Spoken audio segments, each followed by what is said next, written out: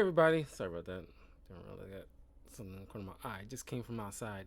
Uh, how you doing? Yeah. Sorry. I mean, going through the omnibuses of events, comic book events, takes quite a while just to make sure I get it all together and everything like that. Uh, Usually it's refreshing to get like a comic book review if done when there's like 5 to like maybe 12 issues. Yeah, I can get them out within maybe like a week. But doing with like events, especially from back in like the 80s, 90s into the early 2000s, they take quite a bit of time. Before we continue, please follow me in the links in the description below. My Patreon, Twitch, Twitter. If you want to know whenever I'm live, check out my YouTube channel, youtube.com/talkativecarl, where I post many of my streams, like my video game walkthroughs and many other reviews, comics, movies, TV shows, etc. Speaking of which, not too long ago, I did my review of X-Men 97 that wrapped up not too long ago. And the main crux of the story is dealing with uh, the old X-Men event, Operation Zero Tolerance.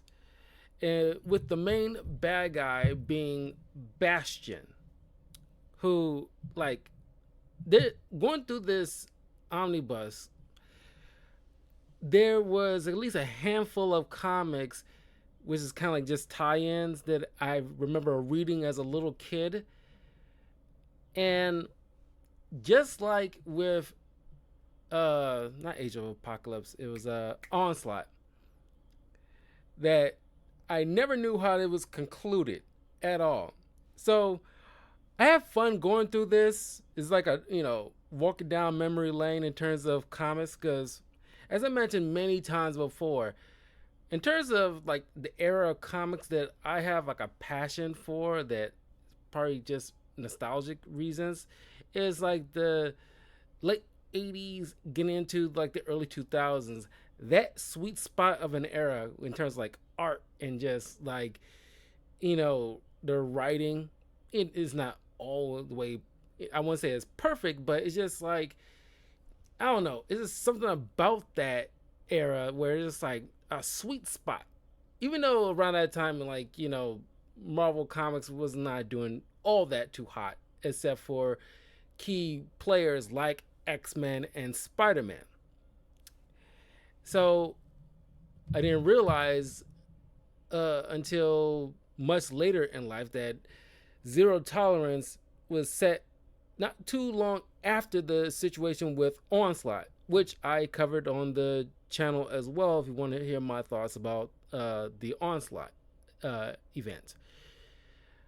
But, you know, right now, the world is kind of like going pear shaped.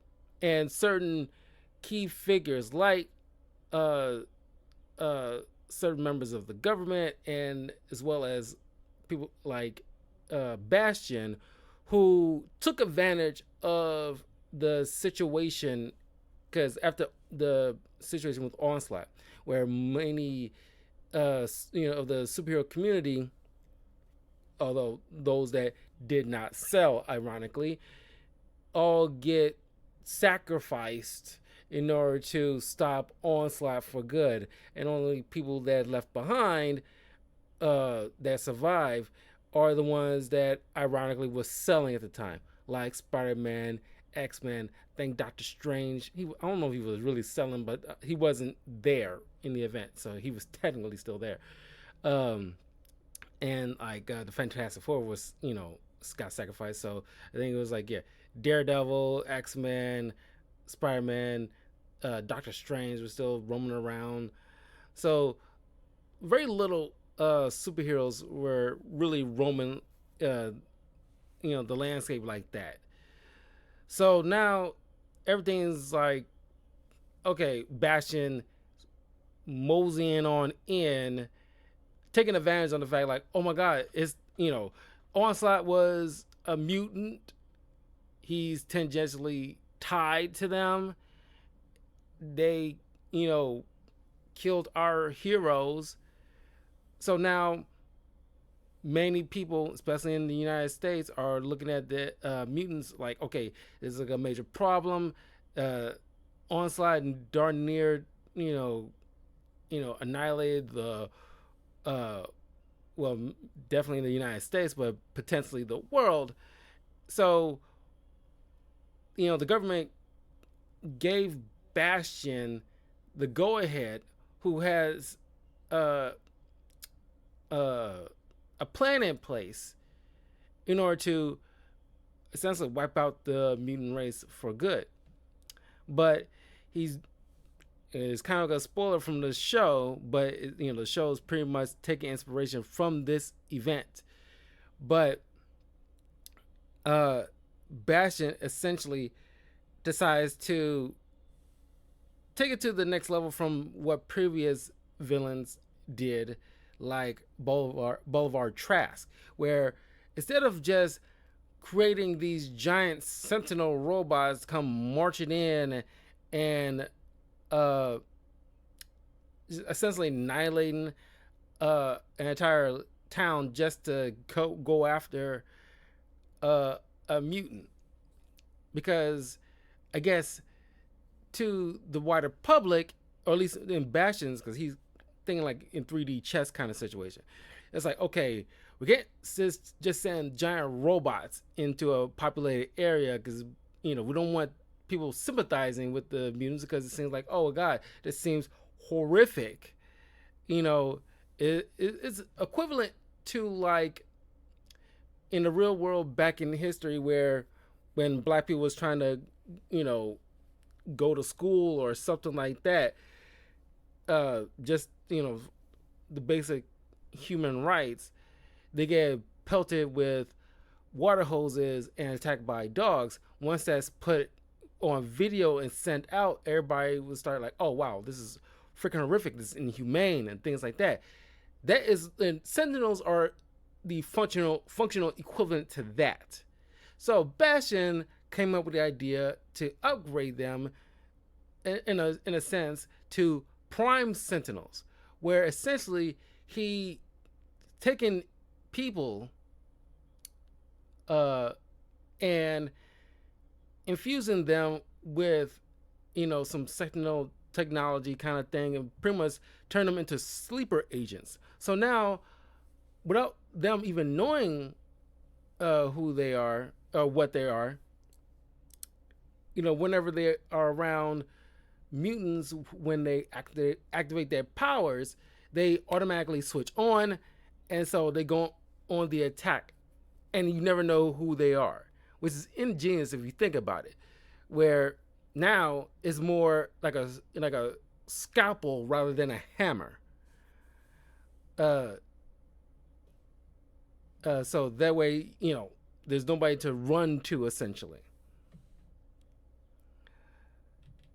So now what we have here,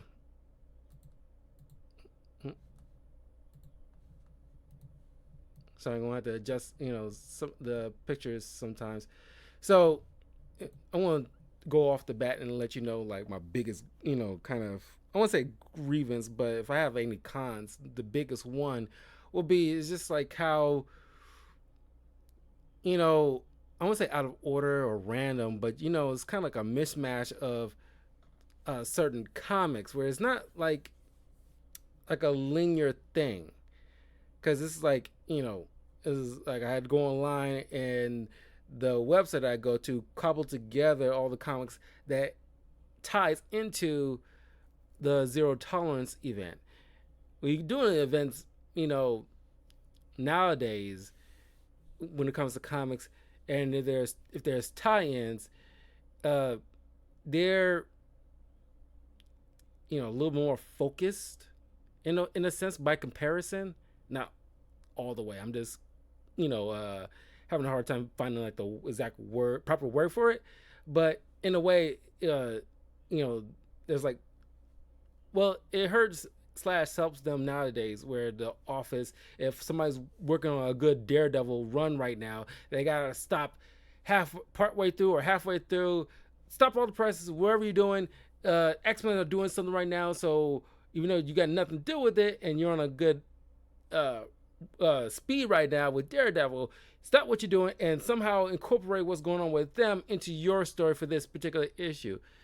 So to kind of take the momentum out of other comics, this might be, you know, having like a good momentum going. That could be a detriment. But on the plus side, it's a little more focused, so that way there's another omnibus. They can all fit, so that way they can, string together to make it one cohesive thing.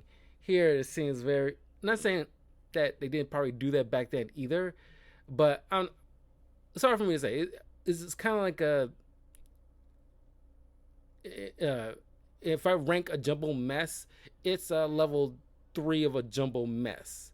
Not like a big deal, but it's like some this tie-ins I really don't care about.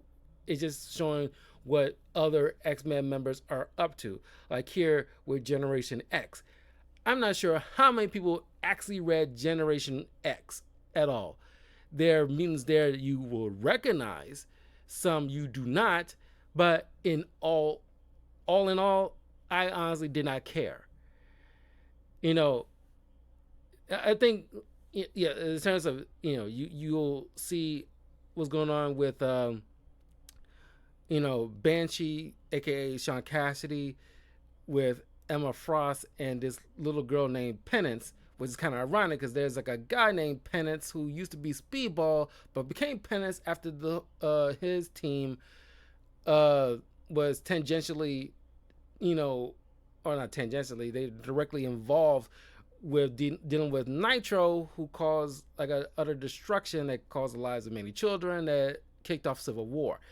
He was also called Penance, but you got this little girl, this mutant, who's also named Penance, which is kind of like, I don't know, it's very rare you come across people in the same universe with the same name. But anyway, uh, like that was going on with Emma Frost and Sean Cassidy dealing with this villain named Emplate, which is like a villain that also dealt with Jubilee, which I mentioned in my discussion video that I did a long time ago. Like, what if I would make a Jubilee movie for the MCU? Emplate would be like the main bad guy for her. That's the character that I was, I looked up and it's like, oh wow, this could be an awesome villain for her to deal with. It's kind of shadowy creature, which is a probably good adversary to a person who wields fireworks that light things up. Anyway, you know, Emma Frost and Sean Cassidy and Generation X, I would have taken them out. I ultimately did not care what they went through, so I'm gonna probably have to jump back in to let you know what's going on with them. For right now, whatever adventure they was on previously, they got adrift in the middle of the ocean somewhere, and which will land them into uh, sunny California soon. Uh, the people here that I recognize is Monet and Sink, but there's Cannonball's sister. I think her name was Husk. That I completely forgot that he had a sister, and I didn't even realize she would eventually have like a mutant power too. But all in all, I did not really care. I was gonna bring up little by little what they're up to, but ultimately they, I won't say do not matter, but they don't affect the overall landscape of things. You just see like how of a widespread this Prime Sentinel Bastion influence is affecting many different mutants.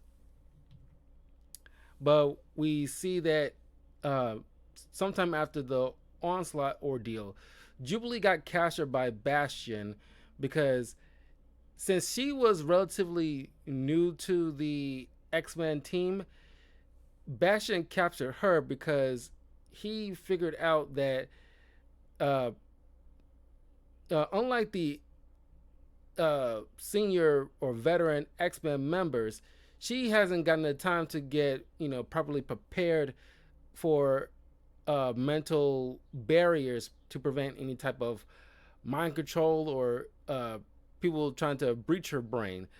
Uh, so he ends up capturing her. So he tries to break out, but he ultimately recaptures her. But he's monitoring the situation after she stopped a few security guards. But one of them was nearly dying, and so she provided CPR, which bewilders Bastion. It's like, why would a mutant do something like this? It's like because she's not a freaking monster and she won't let nobody die. Like, but that's how clueless Bastion is, and how like you know uh beyond, or the separation he has for like empathy towards mutants, how far that's gone, where he can't even fathom the idea or concept of a mutant behaving humane. So yeah, so he's just like puzzled. But as her attempt to break out, uh, she fell out of this kind of like exhaust shaft or whatever, or ventilation system, out in like a snowy. It seemed like a snowy landscape, but eventually, once she falls out and conks her head, I think Bastion goes out there, recapture her, and then they end up moving to New Mexico, moving to, their situation, all the facility and everything like that, and move to New Mexico. But then we come to Sean Cassidy after Emma Frost wakes up from some kind of coma after some kind of battle before.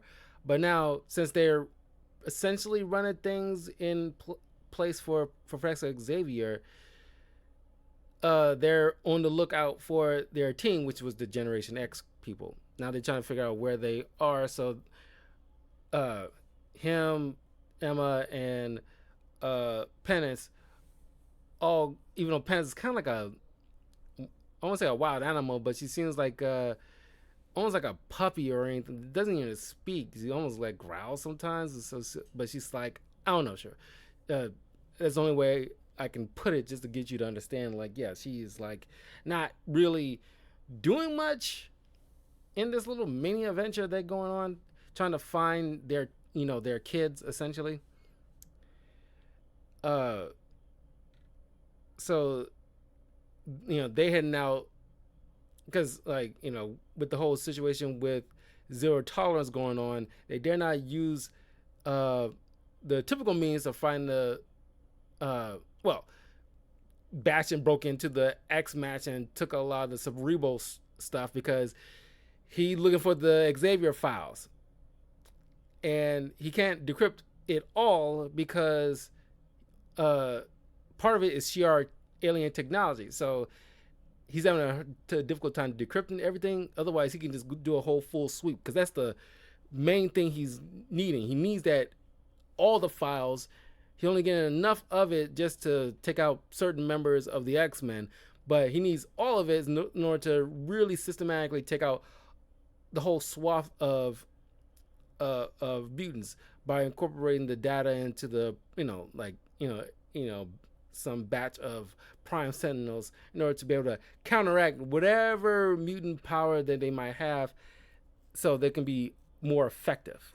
Anyway, so they can use the typical means, especially they don't want to activate any potential prime sentinel, especially ones that might be incognito. So they gotta uh, go by like normal means, and end up traveling to Florida, getting breadcrumbs little by little to where they can probably find their team. Like I said, ultimately, I do not care about what's going on. They end up getting to a fight, but we'll get there. So we see Jubilee hooked up to this, high tech straitjacket to prevent her from using her pyrotechnic powers. And she befriends this pseudo robot human. It's like a female prime sentinel. There's more so the type of prime sentinel that seems slightly more human by comparison to what we see attacking mutants out in the open. Uh, they seem like the woman in the chair type of people, the tech person. So we see that Bastion is utilizing his tech in order to get inside Jubilee's brain to get the information in order to get through the defenses and all the other stuff in Xavier's uh, mansion. So that's what they trying to go cast these illusions and get inside his minds and everything like that. Uh, but then they tried to, one of the tricks he tried to pull is, showing Wolverine, the person that she looks up to, being tortured and begging for help, but she starts laughing like, dude, what are you doing? I'm like, no. It was like, I know, like, you overplayed your hand. I know full well this is like a illusion, because no way that uh Wolverine will beg for his life. He will die before he starts begging for his life by any means. So now, Bastion has to try other methods. Uh, then we see part of the X Force dealing with these mutant liberation uh, team. This, these like rebel mutants. A couple of which are crazy, taking over this facility, and some Operation Zero Tolerance folks are showing up, trying to, they can't go full tilt because there's press, there's other officers there, so they can't do really what they want. Otherwise, it might cause a freaking scandal. So they gotta play this delicately. But one of the people in this mutant liberation group is Danny Moonstar, who you might recall from X-Men Evolution in like the last season. I think it was a Native American woman who Shadowcat helps to get out of this kind of limbo coma state kind of thing, and she has these kind of psychic type of arrow things that she does to breach people's mind. Uh, so she kind of pseudo psychic in a way, but not like Jean Grey uh, uh, or Xavier. So we got Shatterstar, Richter, uh, uh, Domino, Sunspot, to try to come and help. And of course, Danny is kind of like a double agent. She's uh uh pretending to be undercover. Well, she's with the Mutant Liberation Group, but she's also uh undercover an undercover Shield agent to try to get intel on these people to take them down from the inside out. But now things are getting heated when the Zero Tolerance people are showing up to try to uh, get them out. Because the normal means of law enforcement are got their hands tied, so they can't really uh, do much in terms of proper, uh, you know, civil, like making sure their civil rights are still uh, uh, acknowledged. But zero tolerance, pretty much like, thanks to the government, they're pretty much like like uh, taking over the situation.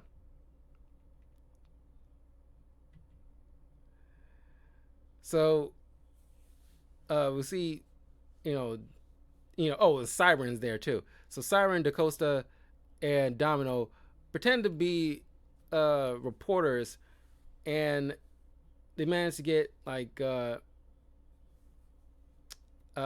Danny managed to get like word on the outside just to convince uh uh well, during the negotiating period, get uh the at least in this group of zero tolerance folk, this woman who I'm blanking on her name, but she actually has like a grudge against Domino, but we'll see that come to fruition later. So she knew these guys are mutants, but she using them in order to make sure they can manage to get inside and hopefully, you know, try to get them all done at once.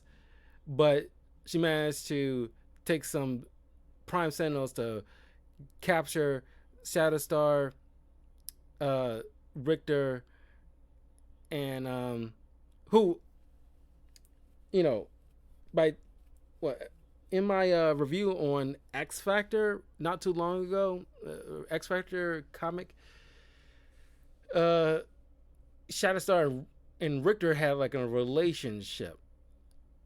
I don't think back then it was really acknowledged. They seemed like just close friends, but I don't know if they actually really, because I never, seen any images or whatever acknowledgement of them actually legit dating. They just seems like just cool buddies or buddies kind of thing, but they never really do anything obvious to hint at a relationship or anything like that.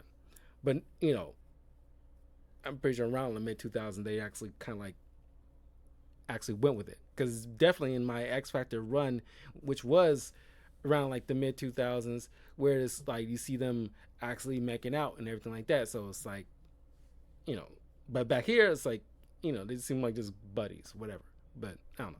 Anyway, um, so it was like another person in that van. It's like a female Meltdown. That was like another person. Don't know who Meltdown is, but I guess it's part of X Force. No, yeah, I knew who that is. I called her Meltdown, but it's actually Boom Boom.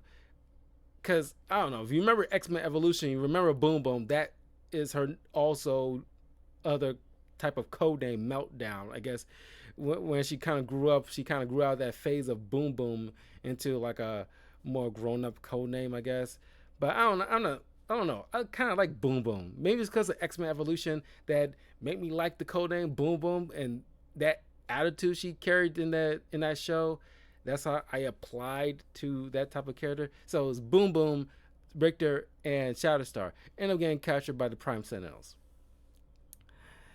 So they go in, and turns out a few of the hostages, after Danny helps take down a couple of the mutant liberation villains, uh, a couple of the hostages turns out to be Prime Sentinels, and like a fight ensues. That's them getting captured here.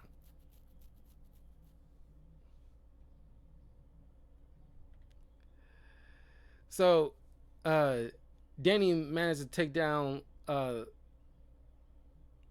want to call him Wild Child. He has some kind of reality illusion warping type of ability. She managed to take him down before he actually, really activated. Uh,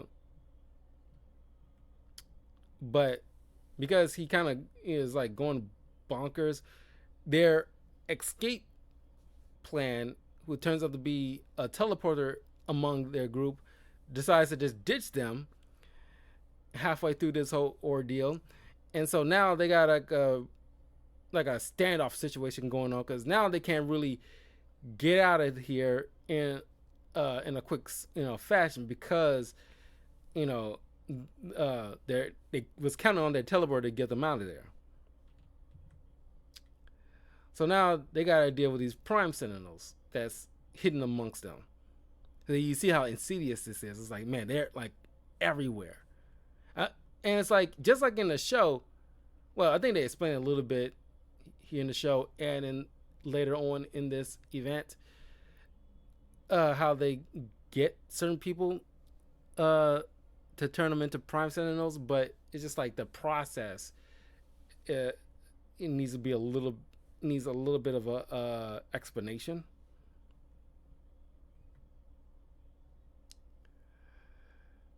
So we're back to Cassidy and uh, Emma Frost. Now they're taking a jet. They they end up landing in Florida, but they was planning on because thanks to Emma Frost getting inside Cassidy's head and like because he's having a tough time figuring out, okay, Like they disappeared, and what the last time this kind of happened, they was dealing with the Krakoa beast, which is like a living island, and that's when the last time the original team of X-Men got lost this kind of way and couldn't be found. So they decided to go over the waters, but you know they get uh, attacked and their plane goes down, and they end up in like Florida and try to make their way through there. As Jubilee starts sympathizing with back in Mexico, she's starting to being sympathized by one of the ladies who turns out to be like a different type of Prime Sentinel who has these kind of robot bug defenses to prevent any attack by a mutant, which Jubilee didn't trust her at first and think like she's probably another trick. So she tried to make a break for her and attack her, but you know, even to Daria's surprise, she has some kind of robotic defenses or something, which now she's scared and doesn't know what the heck she is now. And it's Jubilee who's end up comforting her. Now, we want to know what happened to the main X-Men.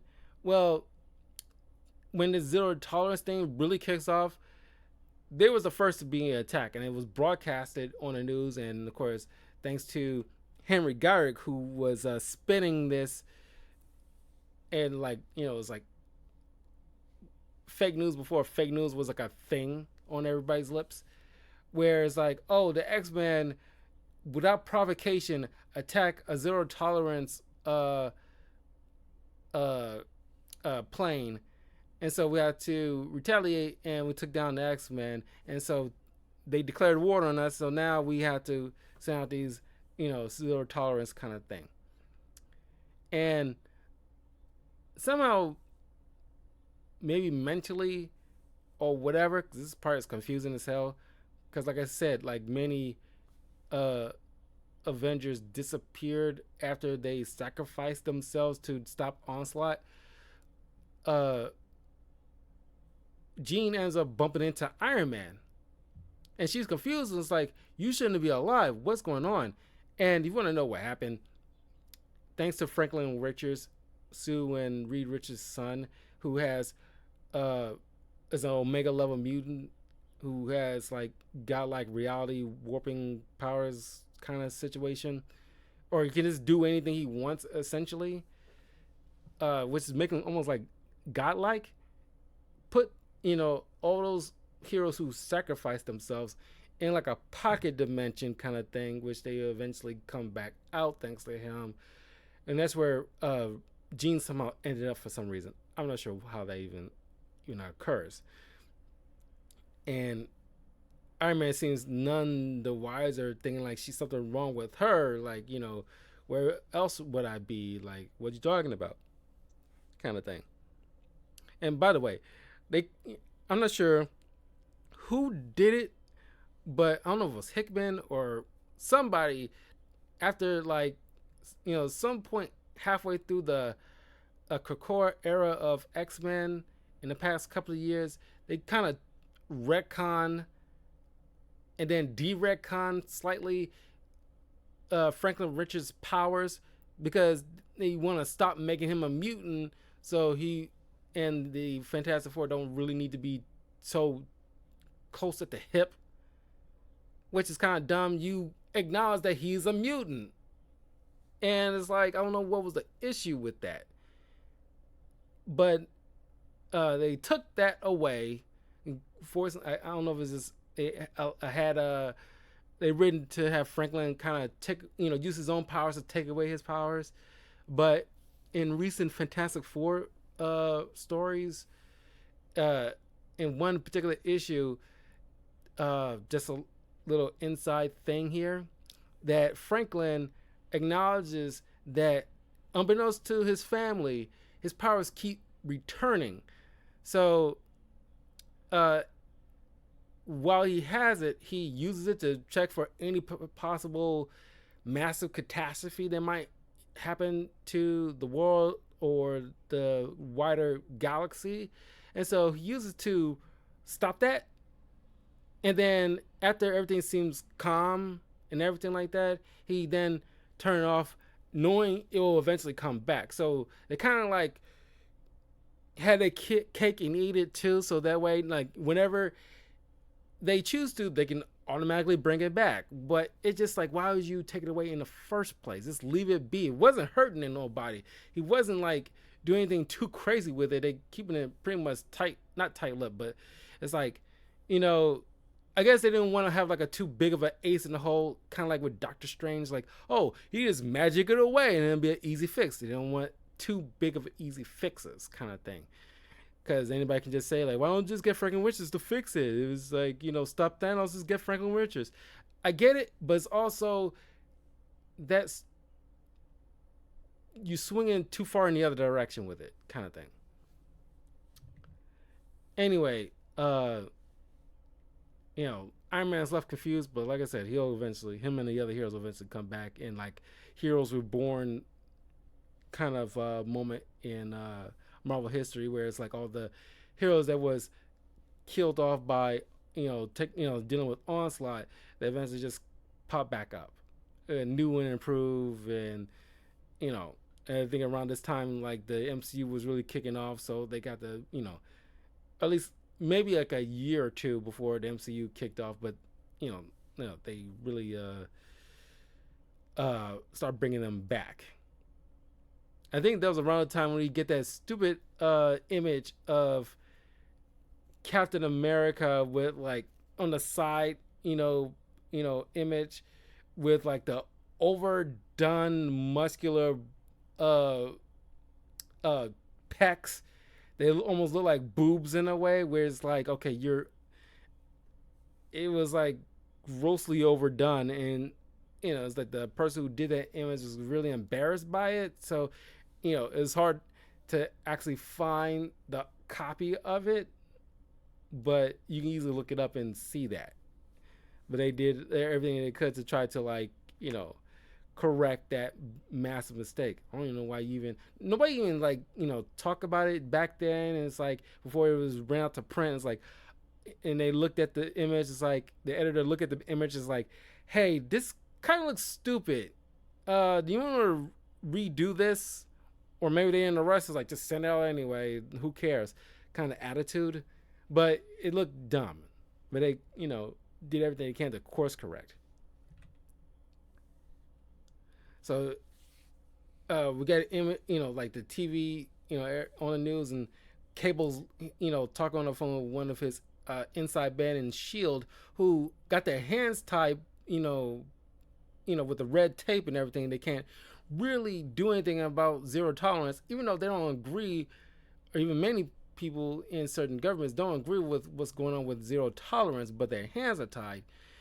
And so we get Cable in play to try to go after the Xavier files to prevent Bastion to get his hands on it. So he has to make a play at the Xavier mansion. So we see what happened when the X-Men gets shot down and ultimately captured by Bastion's forces. You got Cannonball, Cyclops, Jean, Wolverine, Storm. And so now like Bastion every so often likes to just brag and rub it in Xavier's face, trying to provoke him in a way. Because after the events of Onslaught, thanks to Valerie Cooper, I won't say allowing, but she did have a hand in allowing Bastion to get his hands on Xavier and capturing him. Instead of taking him to proper authorities like Shield or somebody, Bastion, got a hold of him instead, and pretty much, taking away any kind of civil rights he has at all without any proper due process. Because you know, he they don't know how tied he was to uh Onslaught exactly, but they know he had like a hand in it in some fashion. So we get like a cool tie-in with Spider-Man trying to help out Meryl and Callisto after they try to essentially assassinate. Well, Callisto wanted to try to do things diplomatically, but Meryl, who always got some kind of chip on her shoulder and attitude problem, because the Morlocks, they live most of their life underground, and because they're type of mutants that you know they can't like walk among humans because their mutations are going so far where it's like they're obvious they're mutants, and they will get constantly harassed or looked at and like mess with and everything like that. Like because Meryl, her bone protrusions, you know, like are almost all over her freaking body, so it's pretty obvious.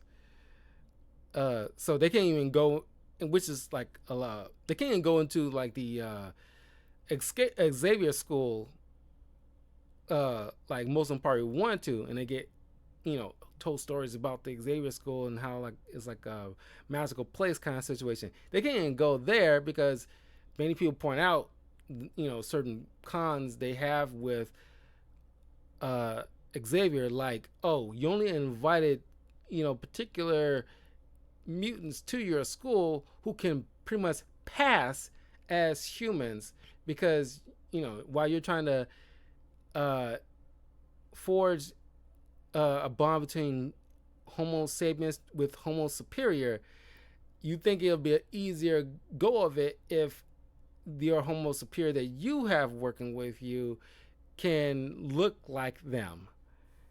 You can't have somebody like Meryl on your team. Otherwise, it's like, what's up with that kind of thing. Even though for a short period after this event, I think Meryl became part of the X-Men for a short period. So, but this tie-in is mainly, I argue, about J. Jonah Jameson, even though he doesn't really like Bastion or Operation Zero Tolerance, because as much of like a D-bag he can be towards superheroes, more in particular Spider-Man, he does not care for government, flatfoots trampling on people's civil liberties at all. He definitely believes in like, civil liberties, right and wrong, and like not living in some kind of dictatorship or like, you know, Nazism type of thing. He's not with all that stuff. He has legit integrity. He's a d-bag about it, but he has integrity. And he also doesn't care about Bastion because he had a reporter try to go out and look into Bastion, because even with Xavier, nobody seems to know where Bastion came from or his origins. Like a lot of stuff seems to be forged or some kind of thing. But the reporter he sent out mysteriously disappeared. Yeah, he definitely died because of Bastion, because he dared to look too closely. So Spider-Man out to stop Meryl from killing Gyrick, but not realizing Gyrick's little security detail happened to be Prime Sentinels, even shocking Gyrick himself.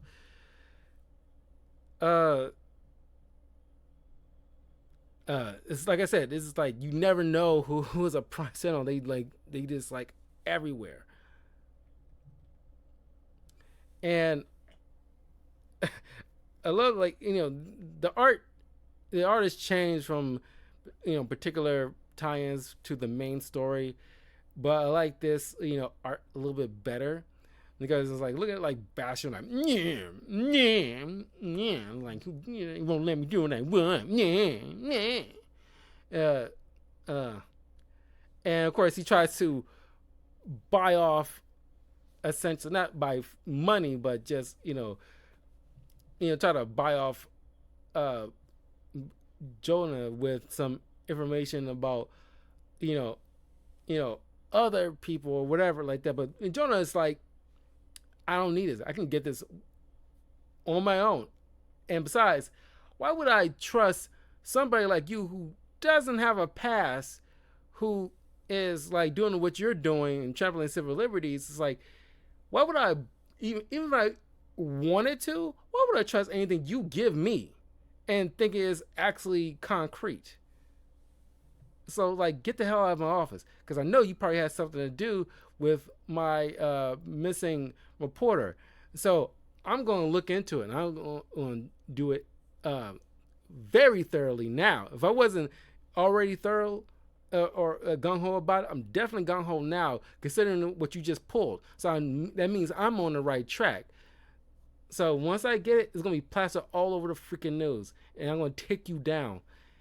Um, so I love this tie-in, and like, as much as I love Spider-Man, this should have been just mainly with J. Jonah Jameson and his little back and forth with Bastion. But I guess it's cool to see Spider-Man actually showing uh Marrow, what it like, because he's one of the best heroes, even like by Captain America standards. He's the best of them, and it shows when he's standing in between Gyrick and her, and Gyrick tried to pull a gun on Marrow, but even though prior to that he shot at some Prime Sentinels, because even like, despite his contention with the mutant race, he doesn't care for Prime Sentinels, and the fact that he wasn't even clued in on the fact that his security details was like pretty much infiltrated, it didn't sit well with him. And as Spider-Man noted, like, my Spider-Man sense ain't going off, like, so I know he doesn't have any bullets left, but I don't need to let him know that. So he's standing there in between him and Marrow, and he tells Marrow about because she doesn't know why he is doing all this stuff, because he mentions, despite that it has nothing to do with him, it's like he learned a long time ago, with great power must also come great responsibility. She thinks that's a little bunk, but it also did affect her. The fact that she took Callisto and went back to Suez to get help, and so she decides to call off her little assassination attempt, and Gyrick went about his business back to Washington to speak with Senator Kelly, who previously had like a grudge against mutants, but now he's starting to have like a change of heart, like in many iterations with mutants, and eventually he will become president of the United States for a bit, which he will eventually kind of like work with Xavier for a time. So we're going back with Generation X. One of the members named Skin, who had relatives living in like a little spot, and so they decided, like, okay, we need like a place to lay low for a while, and of course that doesn't last long when an old, I guess, ex of his shows up, who has a grudge against him, but eventually, most of the neighborhood also are Prime Sentinels, and they start attacking the house, which they cause most of them to run away. So we go back to Cassidy and Emma when Emplate and his little mini me, he's tried to make a deal with them. Like, we know where your students are, but we only will tell you exactly where they are if you give us penance. And of course, Cassie's not with giving up any of his students to somebody like Emplate. Uh, but then Emma has like a difference of opinion where it's like she's more so willing to uh give up one kid in order to find the rest, because that way we can always track down Penance later, because we at least know who has her. We don't know where in the world are the rest of the kids. So it's like Cassie's like, no, we're not doing that. We're not sacrificing one kid just so we can get the rest. I don't trust this person. So there's a little back and forth with that. So we see like Jubilee, you know, uh, befriending Daria, who doesn't know what she is at all, and it's scaring her. And you can see like, Jubilee spending time with the X-Men and learn from people like Xavier. She uh, taking what she learned and applying it to somebody like Daria, because she used to be in Daria's place. It's kind of like in the X-Men '97 show with Sunspot. She, been with the X-Men long enough where now you got like a newcomer come along. She can actually take what she learned and apply it to the new member to ease them into the fold kind of situation. As a matter of fact, in many type of scenarios in the future, Jubilee will eventually be the one who will take over and run the Xavier School and lead a new team of X-Men, which is like a fun, cool thought, and that like she will ultimately become like the new leader of the X-Men down the line eventually. Okay, so now we got like a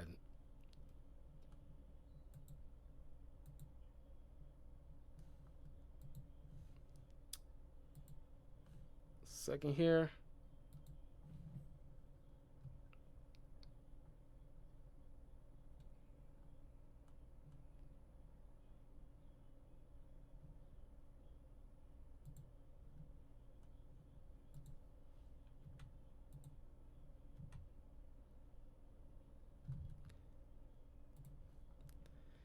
So we eventually meet up with Bobby Drake, who is had like a, when things went down, he had orders to track down at least certain members of the X-Men, had orders to track down certain key people who are not part of the X-Men, but was reached out by Xavier a long time ago to look after them in case something like this happens. So we meet up with Dr. Cecilia Reyes, who has the ability to generate armor. Not too dissimilar to this mutant name, who has the mutant codename Armor. Cia goes by a different name.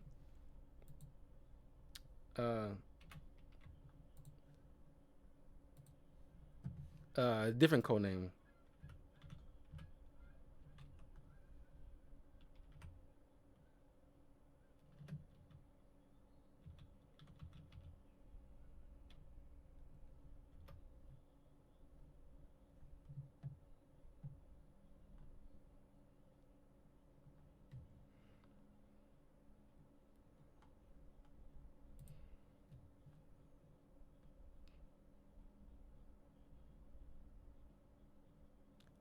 Force field.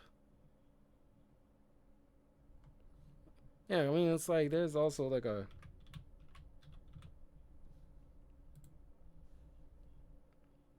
name Armor, uh, Hisako Achiki.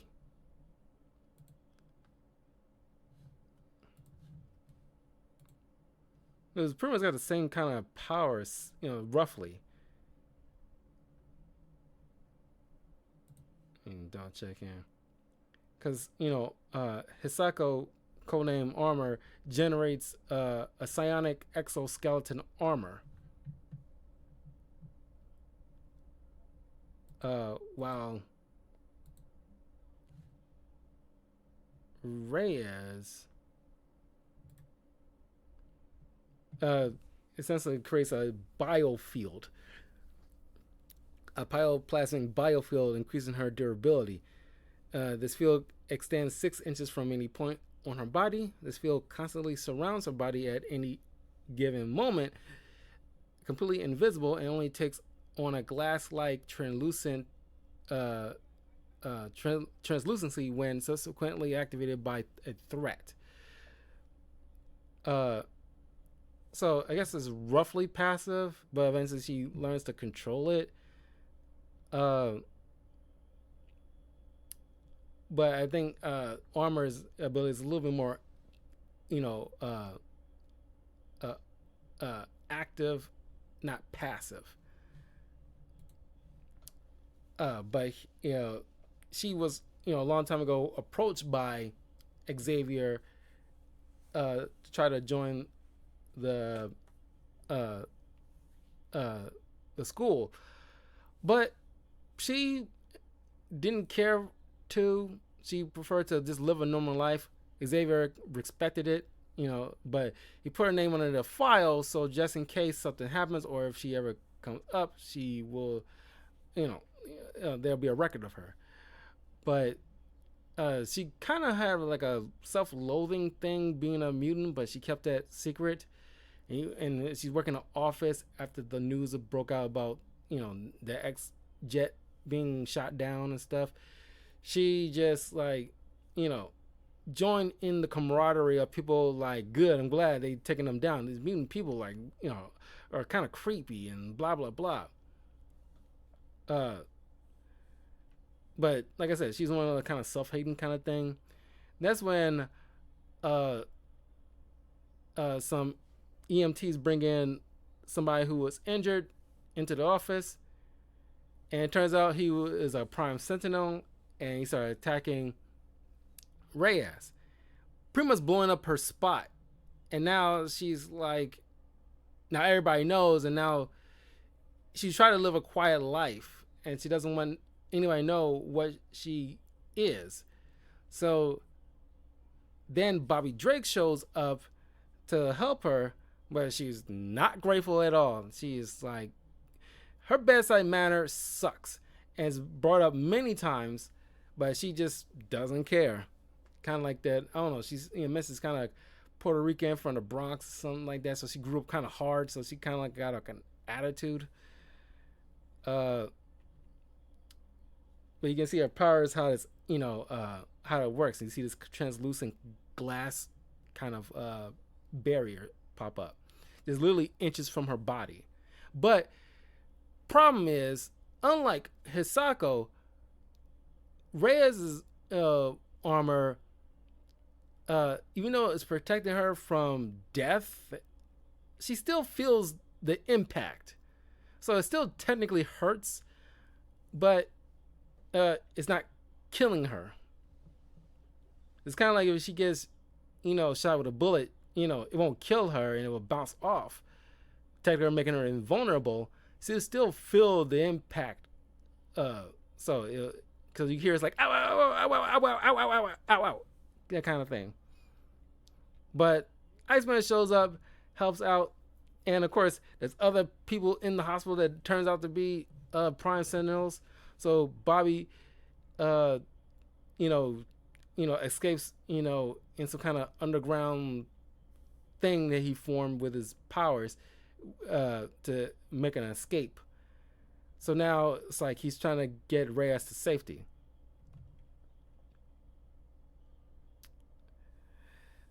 So now they need to find a place to lay low for a bit.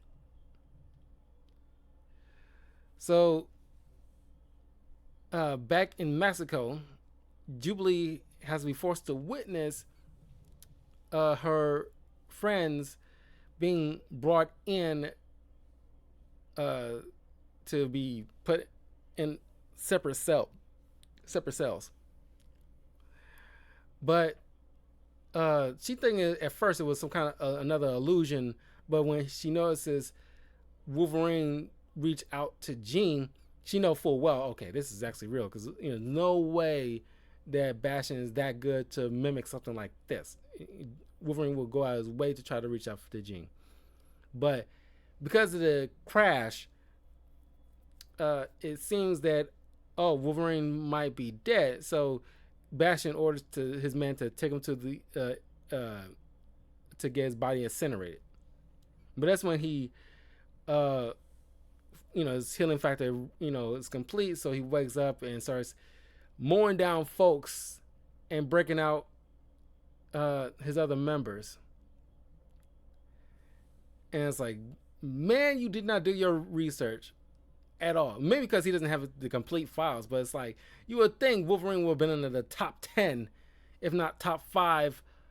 Well, I think the top 5 would probably be the OG X-Men, like Iceman, Cyclops, Jean, Beast, and Angel. But the second batch, at least like I said, the top 10, Wolverine should be on that list. That he should have been managed to decrypt. Not everything. I'm not sure when he starts incorporating the CR tech into the Cerebro stuff. But it's definitely probably long after Wolverine already went and became a part of the X-Men. So you should have some data on Wolverine and his abilities. And notice he has bone claws here. Like I said, this is also not too long after Magneto ripped the adamantium from his body, and also the whole ordeal with Onslaught situation. So it's like a decent long stint where he had the bone claws. And of course, he was feral also at the time during Onslaught with like the melted off nose bandana thing, which nobody cared for. But eventually grew back and everything like that. But he still had the bone claws for a while. So after he helped break out, Cyclops, Storm, Cannonball, and Jean, weakened, still manages to psychically trick the guards to thinking like, oh, it's just Bastion among his prime sentinels. And he Wolverine tells these different groups of soldiers on their way up to the surface that the X-Men broke out. They would try to pretend to be one of us, so there's gonna be a passcode. Anybody who doesn't provide the right passcode, they're the fakes. Take them down immediately. So he gives them different passcodes. So now most of the guards end up shooting at each other, thinking they're all like fakes. But then Bastion set loose right when they get to the entrance. Set loose some Prime Sentinels. Storm, even though she has like claustrophobia, she needs out, so she lets out some. She brings the thunder and takes out a lot of the Prime Sentinels. And Jubilee, who's privy to this, jumps on the console and press the button to operate the door to open it so she can let her team.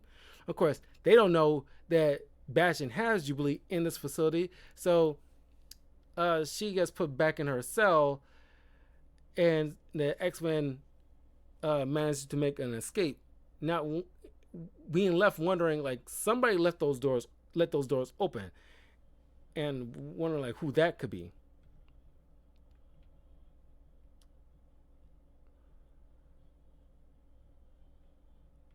Honestly, it's awesome display. Like I said, like most of this event is really solid.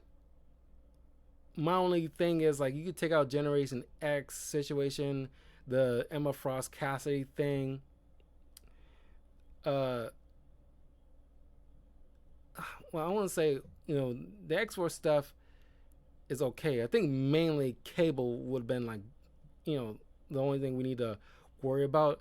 Also, Nate Gray X-Man, who is the time displaced version of Nathan Summers Cable from Age of Apocalypse timeline kind of thing. It's amazing how he's still even around. Even I'm not even sure if he's still even around right now during the current Age of X-Men.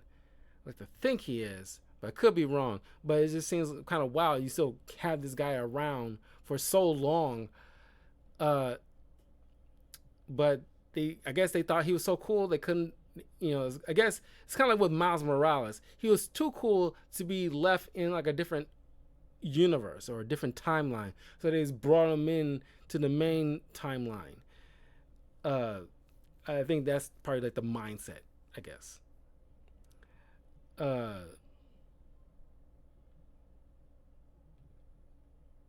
so like I said, you take away this keep like this. The main focus should have been just with the main X-Men, along with Jubilee and Cable. That's probably like the main focus. Like I only cared about. They actually had some kind of like, because they had their run-ins with Bastion, and that should have been the focus. Everybody else are dealing with the what's the word, not aftermath, but like the fallout. They're dealing with like the fallout of what Bastion is doing, but I don't really care. Even with like somebody like Senator Kelly, I find more interesting. Or even with like the time with Spider-Man, that was a little bit more interesting because it's still like a Bastion component to it. So now we're back with uh, most of X-Force dealing with some Prime Sentinels, along with a couple of members of the Mutant Liberation people, at least one of them, with like a guy who's literally named Forearms, and I can't help but think about Ben 10 every time I hear the name Forearms. But Domino decides to sacrifice herself to let everybody else escape, and she ends up getting captured by the female group leader of this team of Zero Tolerance folks. Yeah, that's the woman. You Cassandra Nova, I think that's the name. And she getting hassled by this cop who knows something up and like how wrong this all is, but he doesn't know much. But we never see him again. He doesn't really play a part. I don't know why we. I guess you gotta show like a particular cop that on the ground level of things don't agree with what's going on with Zero Tolerance and how like insidious and highly illegal what they're doing, even by like federal standards. Uh, but he doesn't really play a big part. You just want to see like how the general public feels about the way Zero Tolerance is operating.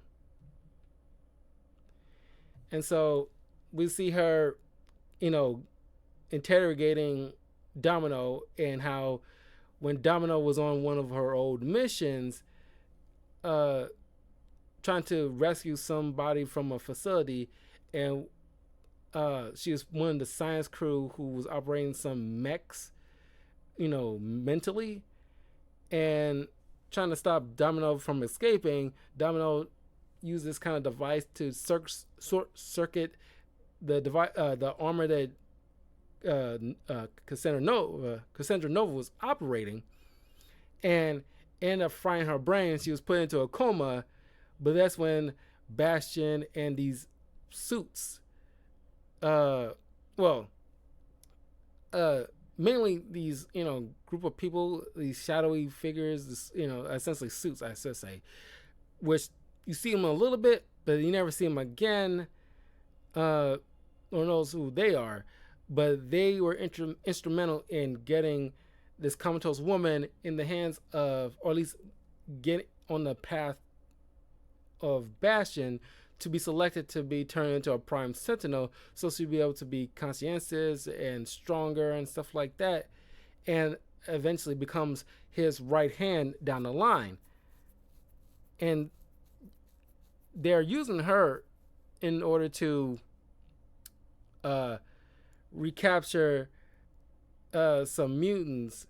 More in particular, one of the suits wants DaCosta Sunspot in particular, because he was at one point in the past experimenting on Sunspot, but he didn't get enough data before he was rescued, so he was just like really thirsty for Sunspot to be captured.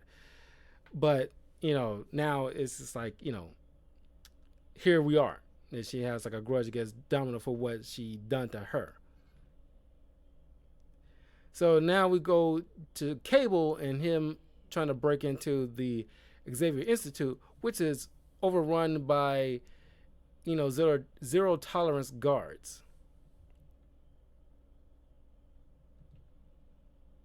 And he ends up finding Caliban, who is healing from some other ordeal before.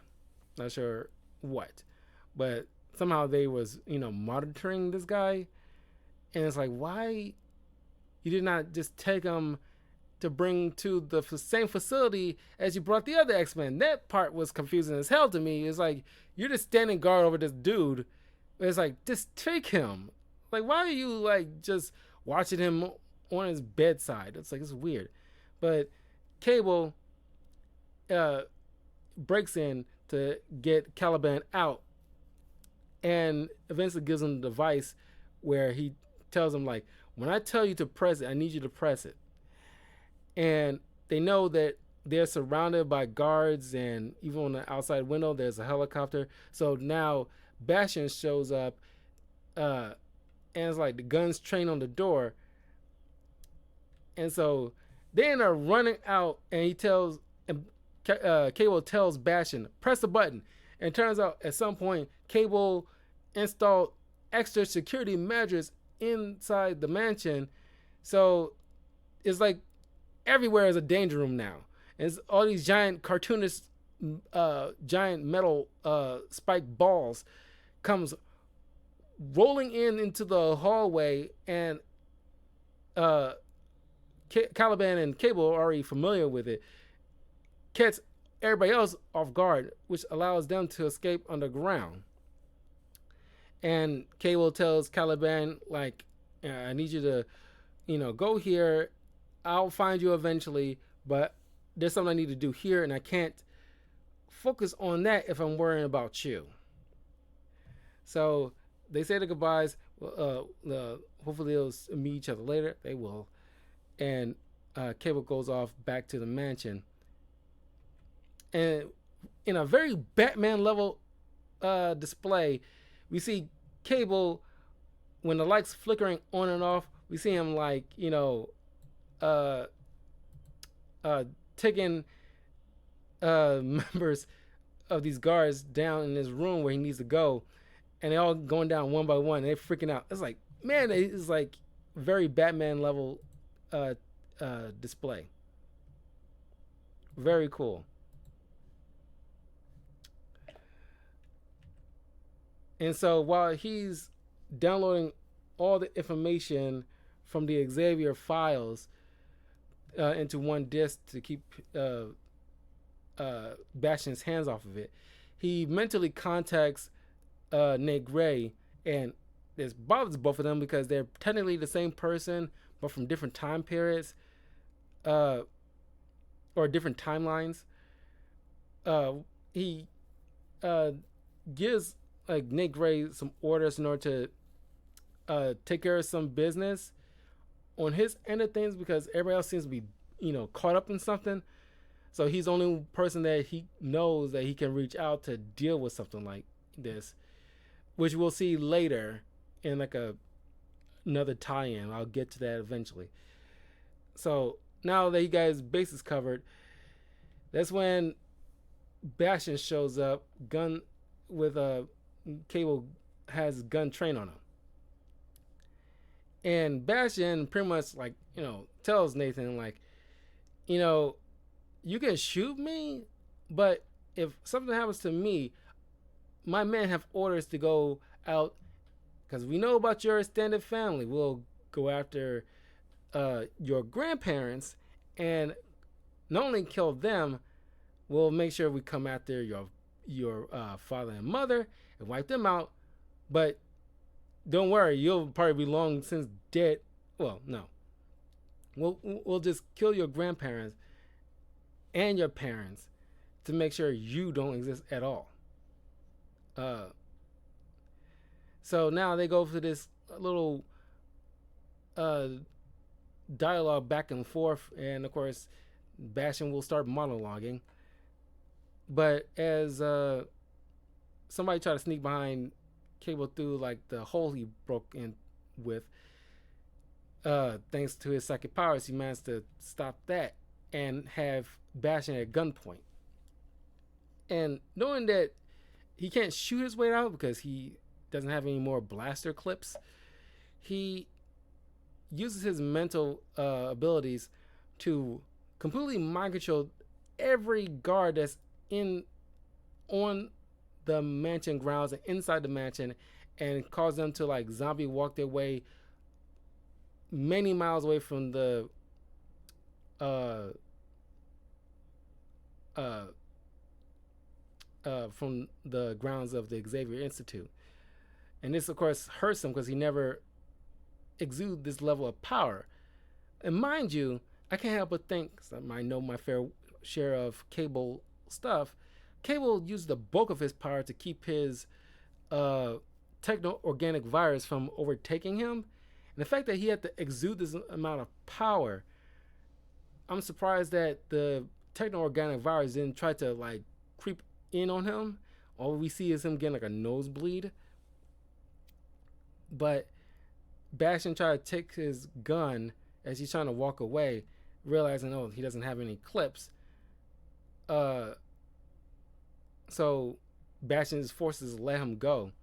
And we see, Cable speaking with the Shield agent that he knows about the whole ordeal.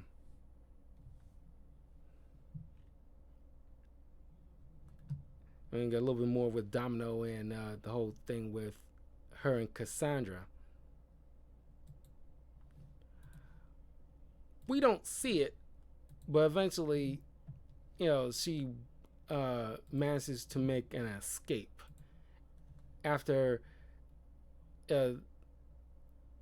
they were trying to, experiment on her a bit. You see, like some kind of thing on the back of her neck, where it's like some inseams where they try to cut into the base of her skull or something, because her head is completely shaved.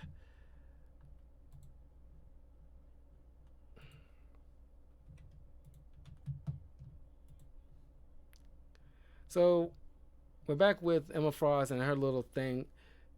She psychically took down Cassie, but he manages to wake up in time to knock out Emma Frost and right before M-Plate make his escape with his mini-me. Where we're back, we'll see what's going on with Generation X, and they realizing after they make their escape, they sneak into this abandoned auto body shop, and Synch is confessing to Monet that, if something happens to us dealing with these like zero tolerance prime sentinels, I never gotten to do certain things. I never even gotten like a first kiss. So Monet obliges, and it's like it lays one on him. So that way he doesn't really die with any regrets. And so the Prime Sentinels eventually attack, and they come up with an idea to cause the entire place to get blown up, which Synch and Monet manages to get out of, because thanks to Monet's kind of invulnerability mixed, with Synch's managed, because Synch has an ability to copy the powers he's, I don't know, people he's just next to, or just he gotta touch them. But they walk out of that destruction unscathed. And I think like the others either gets captured or they make it out too. Like I said, they didn't really fully explain. I think this is the last time we get to see what's going on with Generation X.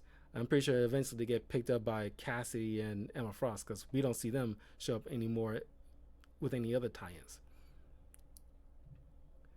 Because after Cassidy stops M-Plate from taking penance, he tells Emma to kick rocks after she once again displayed her villainy once again, where Emma Frost trying to explain to him, like, I wasn't really going to let him take her kind of thing, but it's like, yes, you were. Because how else are you going to get the information that you're trying to get? But she had some kind of underhanded plan, but she wasn't going to relay that to him, even psychically, she wasn't trying to relay that right away, which is kind of like a dumb writing in my part, on their part, where it's like, okay, mentally explain to him like I'm not really gonna give him. Here's my plan, so just go play along, kind of thing. But they didn't do that, so I call it a dumb writing. So now Cassie is telling Emma to kick rocks while he goes off with Pennis to try to find the rest of the team. But this is the last time we see them in this event. We go back to Jubilee and we see that thanks to Daria, helps Jubilee escape, drops off Jubilee in the Mexican desert, and so I guess hopefully tells her which direction she needs to go for civilization, because she ends up bumping into the other members of the X-Men along the way, while Daria flies off to lead the Prime Sentinels away. Pretty sure, because Daria never was seen again in anything else. Let's see, like,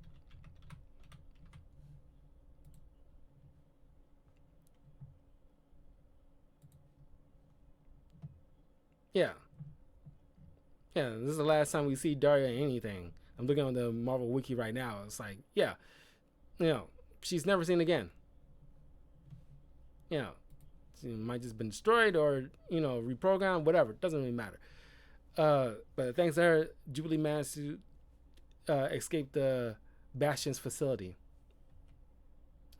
Now we go all the way to Israel, where we meet this woman named Ruth, who goes by Sabra, who has like immune ability of like super strength and I guess like shooting quills or something. I'm not sure. She attacks some punks in America with some quill-like things for some reason. I don't know, but she definitely got super strength, and she managed to decrypt some files from Bastion's kind of some stuff about Bastion, and she gets intercepted by some Prime Sentinels who's trying to take her out and take the disc she has, but she managed to defeat them and make her way to America, where she eventually bumped into Iceman and Reyes. Now here, Iceman pretends to, well, not pretend, he definitely makes out with Reyes while he's able to survey the building they're trying to lay low in, which turns out to be the apartment of Archangel.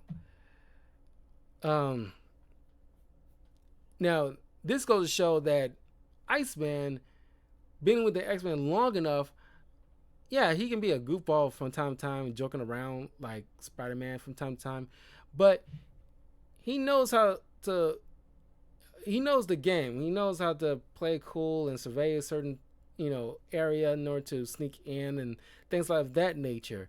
So, he just, managed. It's kind of like with like Captain America and Black Widow in the Winter Soldier movie, where Black Widow makes out with Steve, so that way she can, kind of like get eyes off of the couple, when like Hydra agents trying to, search for them. It's kind of like that. It's the very espionage level stuff. So they sneak into the apartment where it's being house sitted by this woman who turns out to be a Prime Sentinel eventually too. And we'll get to that in a second. We join back with Xavier. Like I said, there's a lot of bouncing around going on here. We go back with Bastion trying to push Xavier, which Xavier picks up on, where he's like, you're trying to gold me into revealing something. I'm not falling for it. But given how much you're talking, I'm gleaning some information off of you that you're what you're doing is wrong. You want to be stopped, but you're not going to be able to stop yourself. So you're trying to get me to stop you. But like, I see the pain that you're going through. Like, I want to help, but you got to stop all this kind of stuff, man. But this just angers Bastion, and he thinks like, oh, you look at me some kind of monster or something like that. But and Xavier points out like, you're trying to incite this war, but nobody's going to win in the end. So as the female Prime Sentinel is attacking Reyes and Iceman, uh, this detective that Bobby knows is having to show up coincidentally. Shoots this Prime Sentinel. It doesn't last long because these things, they're half human, they're essentially cyborgs.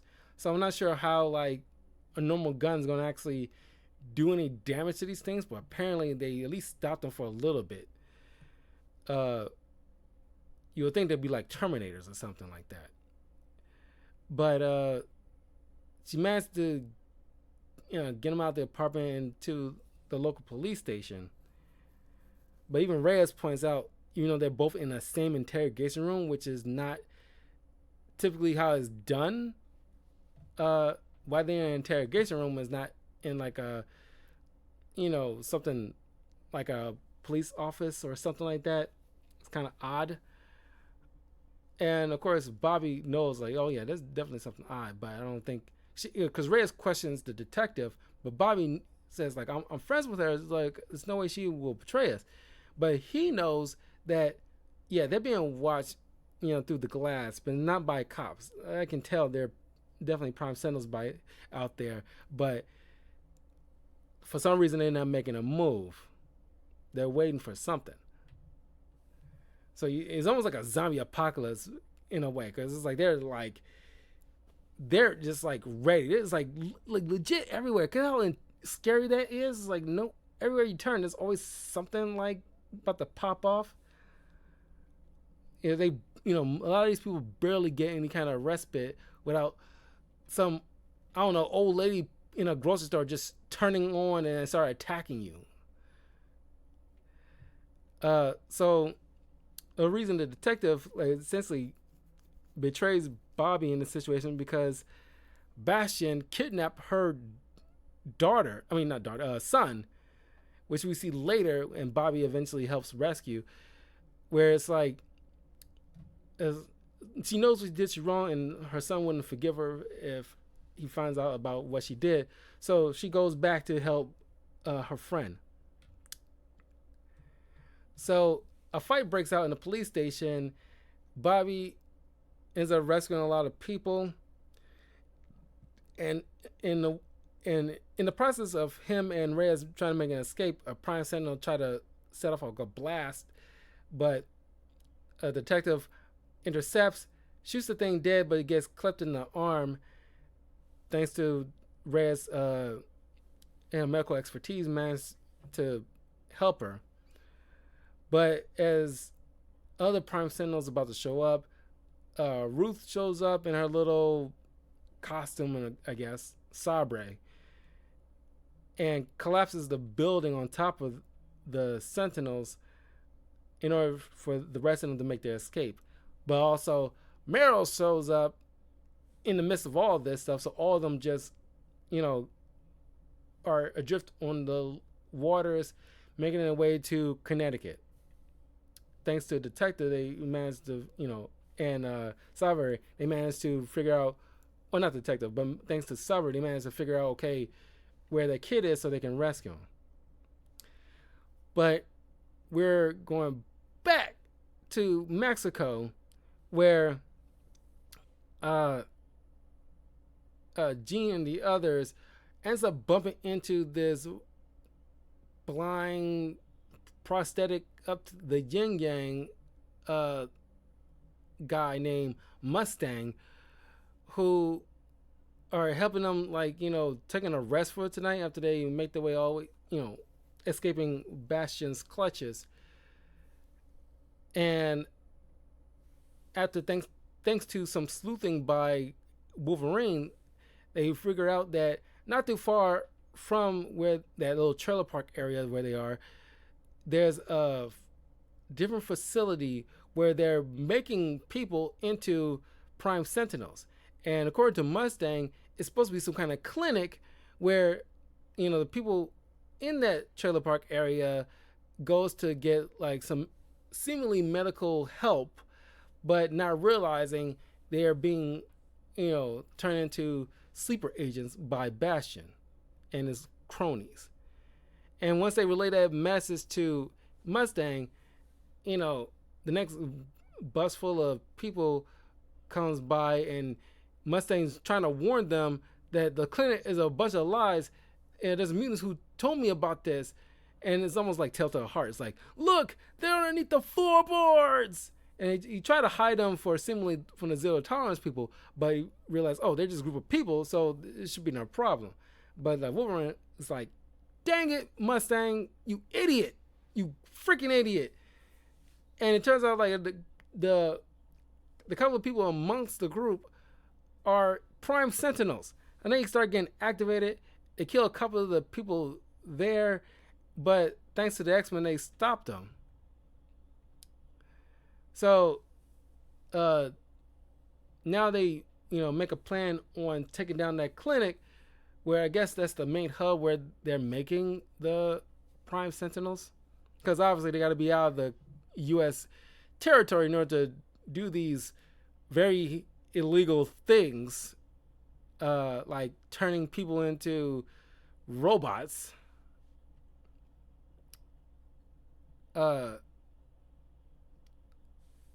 But thanks to Bastion's warning, they managed to end up clearing out a lot of the stuff there. Wolverine manages to get Jubilee, who's wandering a desert, about to be attacked by a Sentinel. They stop it and then rejoin the group.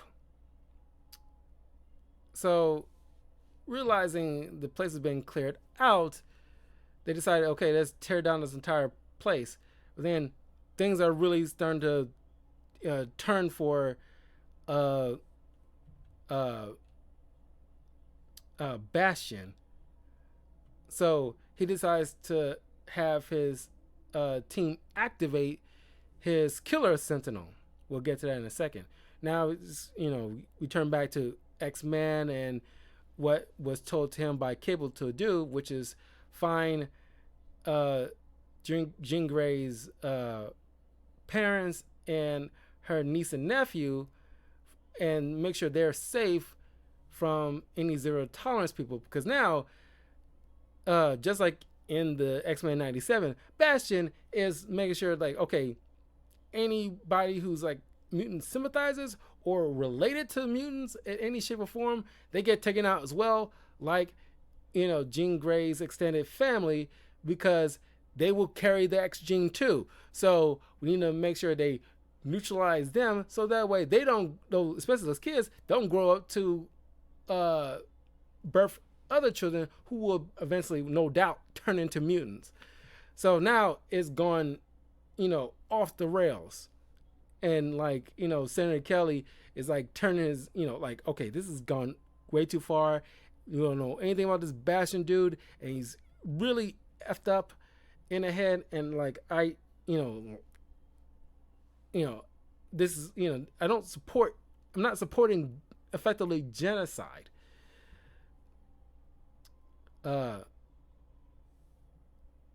We see, like, Nick Gray help out Jean's family, and keeping like, and like pretending the Prime Sentinels completed their job, and pretending to, considering they're still cyborgs, so part of them still human. So he manipulated their minds into an illusion, thinking that they completed their task. They fly off. So now he rejoins with the family and tell them, like, okay, go off to like some other house outside the city and hide away until it's safe, kind of thing. So got that part out the way. Didn't really care for this whole Nick Gray thing. So now we rejoin with Ruth, Iceman, and the others. She tells them about how we need to help this detective's son and rescue him from the clutches of Bastion, because she lost her son in conflict before, and she doesn't want that happen to another parent. So they make their way to over the shores of Connecticut and find this, essentially Bastion's summer home, where his mom is looking after the son, not realizing what her son is. They make a Reyes make a joke to the mom. It's like, how does it feel to essentially raise the next Hitler? And so now Bastion shows up, uh, and pretty much monologues essentially. And so, ironically, what I mean, it's not the ultimate downfall of Bastion, but it's kind of ironic that the one who beats Bastion in terms of like getting his like hands dirty is Iceman when he fights Bastion and takes him down. Now, before he lets loose his Prime Sentinels, Shield agents show up when Senator Kelly pretty much like withdraws any support for zero tolerance, so Shield can come in and finally neutralize Bastion and all his forces.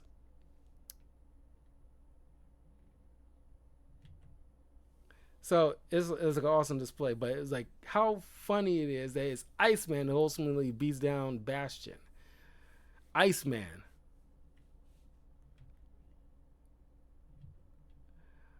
But then it turns out Mustang was that secret killer Prime Sentinel that isn't 100%, but still strong enough to actually,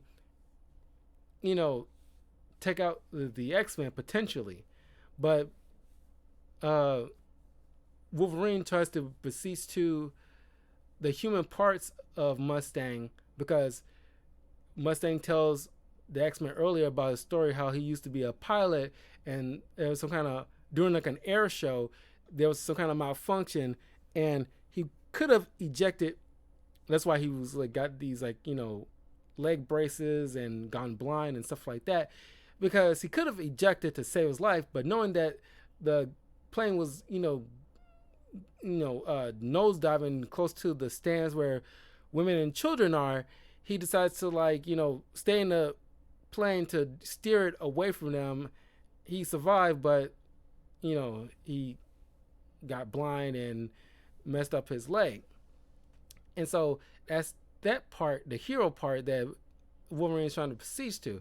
Of course, it doesn't really work, and he's still trying to attack Wolverine, but Wolverine can take it, while the others are trying to make their escape. Outside, they see seemingly Bastion's forces approaching them, but isn't approaching them to attack them. They're being chased by SHIELD agents who are shooting them down, capturing a lot of people, neutralizing Prime Sentinels and things like that. But Jubilee comes in to use her powers, effectively re-blinding Mustang because his cyborgness helps him see. But now, I guess since he's blind again, the robotic parts can't see the mutants in order to do his prime directive. So now he's temporarily human again. And in the fight outside, one of the Prime Sentinels attacks Cyclops and wounds his chest. But Storm kills the thing. And now, despite them trying not to, because they know these Prime Sentinels are still technically human, they still have to kill a fair bit of them, because push comes to shove, they have to. But now, Scott is mortally wounded. The SHIELD medics look him over, and they notice that inside his chest is some kind of seemingly explosive device. I guess at some point when they got captured by Bastion, they experimented on Cyclops. I guess Bastion thinking like, if they would have escaped, I still had a contingency plan where they can easily get annihilated at some point down the line. Hopefully a group among them is surrounding him so they can take a bunch of them with them. So now, using some telekinetic bubble by Jean, they managed to get him inside one. Wolverine tells Mustang to go with some SHIELD agents. They can get you fixed up and helped. So the X-Men commandeers one of their ships and makes a way back to the Xavier Institute. We go back to a group of the X Force members. They stop Cassandra Nova and liberate their comrades. Uh, you know, Domino got picked up by this trucker who helped her to the nearest diner. She ends up calling for help. The Most of the X Force members who commandeered like a ship make their way, making their way back to find Cable. They pick her up, and when we see Domino along the road, we hear some title cards about this truck driver's backstory about him going through the divorce and all this, kind of, he lost his dog and things like that. He's like he having like a bad streak of luck. You come across Domino, who has good luck, seemingly like oh, you helped me out, you did wonders. So she makes out with him as the only thank you she can think of, I guess, because she has no money or whatever like that. And like just like something that gone right for him in a way. And I thought it was like a nice little gesture by Domino. It's like, you help a human man help went out of his way to help a mutant. Did not know him, did not know her, or anything like that. She gave him like a just like this average dude a hot mega session with one of the hottest X-Men in Marvel Comics. So the X-Force members rejoin with Cable. He tries to give them some some files with their different identities so they can try to escape from the clutches of like any zero tolerance members and stuff like that. But they didn't want to do all that stuff. It's a pointless little ending with the X-Force members. But essentially, he's proud of them. They growing up enough. They own their own kind of thing. And so they can make their way and do whatever. Like I said, they could have done without all this stuff. They could have just kept with Cable, keeping the Xavier files away from Bastion. And that should have been all there is to it when it comes to an X-Force member. They didn't want no secret identity, new identities or anything like that. They want to be themselves and stuff like that. But like, okay, whatever, it's fine. Okay, now, yeah, okay. Now with the last bit of slides.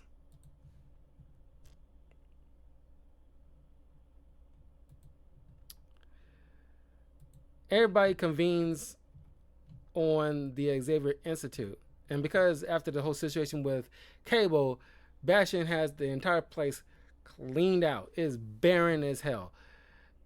And so at first, Bobby's feeling like a failure because he expected so much here and some people here.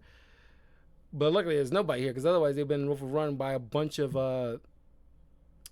zero tolerance members. And I guess Sabre joined with Shield because she's not with Bobby and the others anymore. She painted, I guess, like all the files that she downloaded about Bastion and handed to Shield so they can bring Bastion up on charges for war crimes, essentially. Because I don't know how else to explain what the kind of illegal crap he pulled, but more than just war crimes was probably kidnapping, murder, obviously, all that stuff. So he's gonna be locked up to the cows come home. So the other X-Men members show up eventually with now, thanks to Bobby bringing in this doctor, she helps out Cyclops, who needs immediate medical care. And because the medical facility in the X Mansion has been stripped, now they gotta figure out a way to like do a rudimentary operation, sterilizing Wolverine's claws, Storm boiling some water, Cannonball hightailing to the nearest hospital to take some gauze sutures and but not maybe not sutures but gauze and some you know other medicine and stuff like that to help uh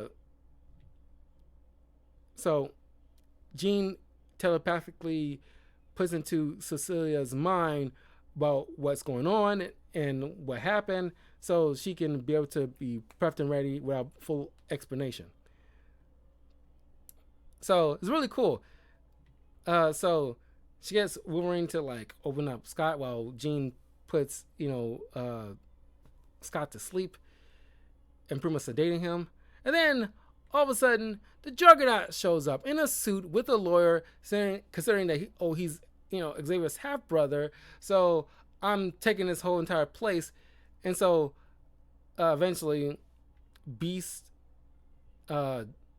Magneto, at this time a younger Joseph, and Rogue, and some other person with slug, creatures with him, and Beast's girlfriend, the reporter, forgot her name, who was technically responsible, which Wolverine eventually points out, in kicking off zero tolerance after the whole blasting the whole situation about Onslaught on the news and the legacy, well, not Onslaught, but the legacy virus, because that was going on around this time too, which is like Marvel's version of the AIDS epidemic, but they call it the legacy virus, and blasted it on the news because she was just doing her job. But I'm pretty sure I covered it in Onslaught, at the end of Onslaught, at the epilogue, where she just, even though she was warned by somebody, like a coworker or somebody, about what it will do to the mutant community, but she wasn't considerate about that because she got this news, it needs to be reported kind of thing. She can say, oh, she was doing her job all she wants, but you was definitely warned about what would happen when you put this, blasted out on the news, about the legacy virus and, mutants, certain mutants carrying it. And now fear is bubbling up into the human community, thinking like, oh, we might catch wherever they're getting, who knows, that kind of thing. So that fear is swirling around, and that kicked off the whole zero tolerance thing, along with the whole Onslaught situation. That didn't help. So for some reason, don't know where they've been this whole time. You could have just included that in the if any tie-ins needed, wherever they was going through, that would have been more prudent. Like, why is Beast's girlfriend in some kind of, I don't know, look like alien battle suit or something? I'm not sure. So Hank McCoy helps out with the surgery, realizing the device that's implanted in Scott is not exactly an explosive device, but it's something a little bit more intricate that will replicate if it's trying to be tampered with. So they are, and since it's like also got some plastic elements to it, young Magneto can't exactly just yank that out without, with like easy peasy. So, and also we got Meryl having a grudge with Aurora, because the last time they tussled, Storm ended up ripping out Meryl's heart. But because of her mutant ability, she had like a second one, I guess, or she just regrew another one. So she wanted to pay her back for that. But considering the, emergency they're dealing with, that's put on pause. Even Meryl steps in to help with Cannonball grinding up the medicine to find powder to help with the surgery to, eventually help heal Cyclops. To get the device out, that slug thing that one of the people have, I'm not sure who that guy is. He seems like an alien maybe, but maybe he's a mutant. I'm not sure. He kind of reminds me of that lady from Superman versus the Elite movie, where she had those kind of slug creatures. Kind of reminds me of that. The thing apparently eats everything. It's because of him they frighten off the Juggernaut, so he won't directly attacking. Uh, but he, but it's just, I guess, a display of what these creatures can do. So it eats this, device, because they can't just toss it in the air because it just come back down and cause like a, not an explosion, but some kind of other thing that will eventually cause harm and replicates itself and cause further harm and kind of spreads out kind of thing. I'm not sure. The techno babble was kind of BS, but it eats the thing, destroys it, and they, patch up Cyclops. So, in like a bittersweet ending, everybody goes to their respective rooms. Uh, as Scott is talking with Jean about the tension being high. Apparently, Gambit is quote unquote dead at this point. Not sure if it's like now. Now I'm thinking about it. I'm not sure if it's like a tie-in to this whole trial of Gambit situation when they figured out about Gambit, Gambit's involvement with the whole Morlocks, genocide situation a long time ago before he joined the X-Men. That was like a big secret he held on for a long time. I don't think so, but that probably will explain well. But they make it seem like he's dead, but I'm not sure. Whatever. Gambit's not among them. So everybody's like, Bastion's essentially stopped. The Prime Sentinels are pretty much like being taken off the board. So now they try to reforge, a rebuild essentially, and try to, not only reforge the mansion, but also reforge friendships, because all that stuff is kind of like, the animosity is potent right now. It all ends with Marrow, who now has a thing for Cannonball, carves like a note on the door for him to see, to invite him so they can have sex. But yeah, that was Operation Zero Tolerance. Whew, nearly 2 hours, but managed to get through it all. Whew. But yeah, after the X-Men 97, I had to put it on a list and go through the event as quickly as I could. And now, yeah, that is the story. So yeah, bittersweet ending, which is a pastime with a lot of X-Men stories. But let me know what you guys think of Zero Tolerance if you remember reading it back in the day. You can probably look this up online and read through the entire thing yourself, and you can formulate your own opinion. The X-Men 97 season 1 touched on this kind of stuff and made it as part of his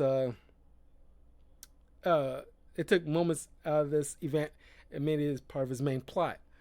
I just want to get into further detail about this entire story. But like I said, I covered the stuff that I did not like. But all in all, this is a kind of like a fun event. For the most part, I like the art. Certain tie-ins, like with the Generation X tie-in, I did not care for that art there. But all the other art, I did care for. Well, Emma Frost and Cassie is like also a Generation X type of tie-in. So the art involving them, did not care for. The mainline story and like the Spider-Man tie-in, the art there, superb. I love arts like that. I think it's called like liquid, color. I think that, I looked it up. I think it was described as liquid color. I think that is like what was used for the most part during this era of Marvel. But anyway, I will see you guys for the next comic book review, which will be another X-Men story. And it's like a different universe. It's X-Men Noir, which is something I've been holding off for a while because I did like a Spider-Man Noir and Luke Cage Noir up on my YouTube channel. So you can check out my review on those. But I'll be returning back to the new into the noir universe, but this time with the point of view of the X-Men of that universe. Then after that will be the Ultimate Universe X-Men, and then wrap up my X-Men reviews for a while. But I just want to get through all the major X-Men stuff and all the solo content involving X-Men members, and I'll be wrapping up with my long stretch of X-Men content, or at least comic book content, with House of X and Powers of X. So 3 more stuff to get through. But after that, I have something I want to, dip my toe into. I don't know if I want to tease it because otherwise it might spoil it. But what the heck? It's, after I'm done with the X-Men stuff, it'll be still within the Marvel universe, but here's a tease. It's TVA related. Time Variance Authority. That's the only tease you'll probably get, but that's going to be kind of far out. But that'll be the next comic book review that I'll probably get myself into after I'm done with all this X-Men stuff. So anyway, I will see you guys maybe not tomorrow, but I'll be back Monday. But have a good night. Thank you for joining me. I'll try to get this video up on YouTube in the next couple of days for any other people who check out my YouTube content. But anyway, take care. Have a great weekend. Happy Memorial Day. I might still stream a little bit on Memorial Day, because Multiverse is going to be coming out that day, as a matter of fact. So I'm definitely going to be back Monday just to play around with that. But anyway, take care. Have a good night. Peace.